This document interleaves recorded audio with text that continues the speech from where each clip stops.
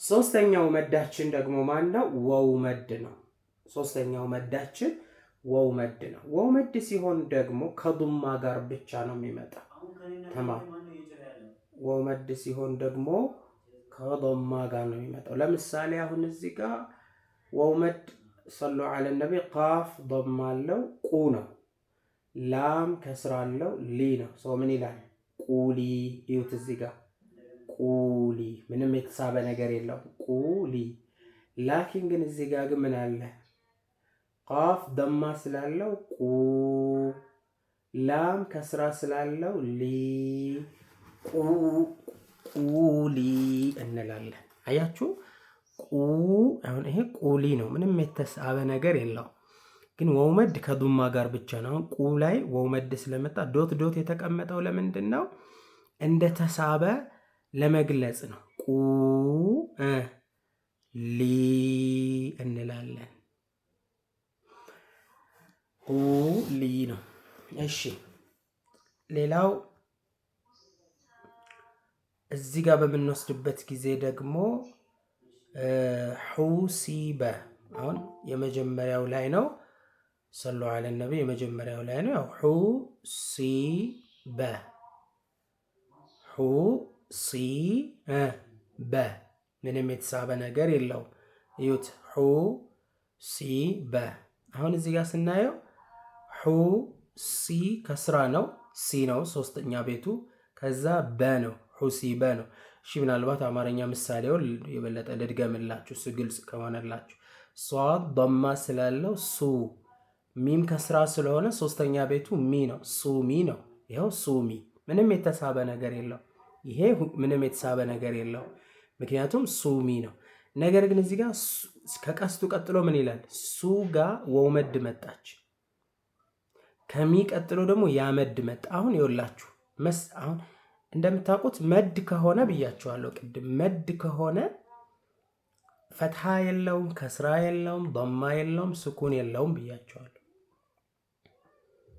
እስቲ ድምፅ አሰሙኝ። እኔ ጋ ናችሁ?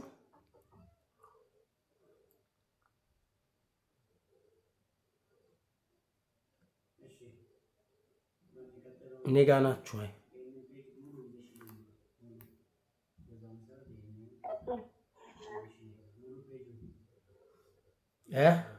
አታወሩም እንዴ እናንተ?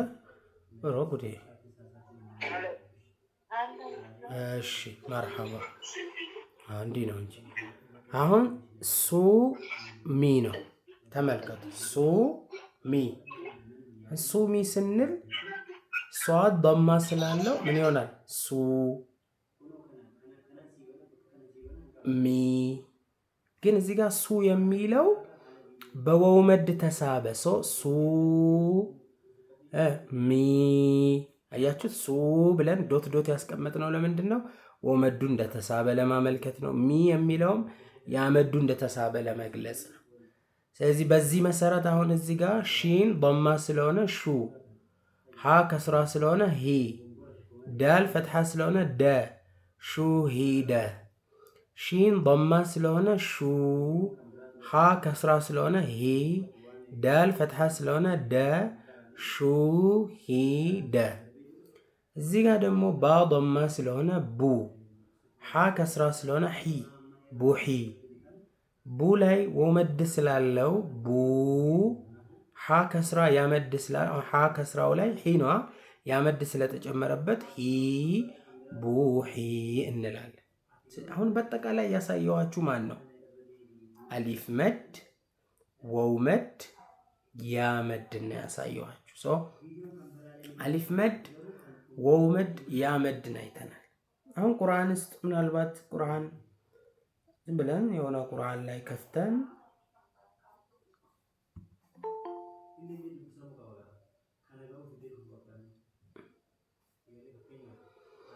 አሁን ቁርአን ምን ይፈልጋል መሰላችሁ? አሁን እዚህ እንደ አሊፍ ትምህርት ቤት ራሱን የቻለ በቪአይፒም ደረጃም ሲሆን ኖርማል ክላስም ስትመዘገቡ እዚህ ለምሳሌ ቪአይፒ ብዬ ብጽፍ አንዱ ቴሌግራም ላይ 3-4 ቴሌግራም አለ።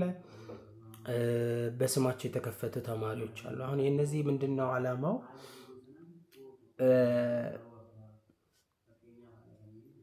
አሁን ያለውን አሁን ለምሳሌ ስለ መድ አሊፍ መድ 2 ቀን ነው የምትማሩት በዋናው ክላስ መሰረት። ለምሳሌ እዚህ ጋር አሁን ቢላል ሚላው ተማሪ ላይ የምታጠናው የራሱ የሆነ ምን ይላክለታል የሚያጠኑት ምንድነው የሚባለው ሰለላሁ ዐለይሂ ወሰለም ቪዲዮ ይላካል። ያን ቪዲዮ አሁን ኡስታዙ ሰዓቱ እስኪደርስ ድረስ መለማመድ ይፈልጋል። ሰዓቱ እስኪደርስ ለምሳሌ ትምህርት 17 ላይ አገናኝቶ ማንበብ ላይ በምንወስድበት ጊዜ ነገ ኡስታዙ ከመግባቱ በፊት ነው የቪዲዮ የሚላክላችሁ እንደምታውቁት። ከዛ ይሄ ቪዲዮ ልክ እናንተ እንድታጠኑ ታስቦ የተዘጋጀ ነው። ዛሬ ስለ አሊፍ መድ ሂንቱን ነው የወሰዳችሁት እንጂ ኡስታዝ ጋር ይገባና ቪዲዮ ላይ ኡስታዙ ያስቀራል። ይሄንን ማስተካከል እንችላለን። ሁሉም ተማሪዎችን አስተካክለው ማንበብ ይችላል በዚህ መንገድ ከሄድን። ካልሆነስ እናበላሻለን። ስለዚህ እንዳናበላሽ እዚህ ጋር ያለው ኡስታዝ እያንዳንዱን በቪዲዮ ላይ ያለው ኡስታዝ እያንዳንዱን ይቀራላችኋል። ድሮ ያው ሲቀራ ታዳምጡታላችሁ። እንደገና የሚያስተምራችሁ ኡስታዝ ይገባና ደግሞ ዛሬ ትምህርታችን ስለ መድ ነው ብሎ መድ ላይ ያሉትን ደግሞ ተራ በተራ ማለት እያንዳንዱን ምሳሌ ትለማመዳላችሁ። አሁን እንዴት እንደሚቀራ አሁን የቃይዳ ኑራንያ ስላልሆነ ኡስታዙ አሊፍ ፈትሐ ላም ሱክና አል እያለ ማስቀራት አይጠበቅበትም። ቀጥታ ወደ ራሳችሁ የምታነቡበት ነው። ግን ልምምድ ይፈልጋል። ሁሉም ሰው መንጃ ፈቃድ የወሰደበት ቀን ጎበዝ ሹፌር አይደለም። ከዛልክ እንደዛም ራሳችሁን በዚህ መንገድ ነው ማዘጋጀት ያለባችሁ። እስቲ አሁን ስለ መድ ነው ያየነው። እስቲ ቁርአን ላይ ከመጽሐፉ ወጣ እንበልና ከተፈለገ ቁርአን ላይ ያሉትን አንዳንድ መልመጃዎች እንሞክር።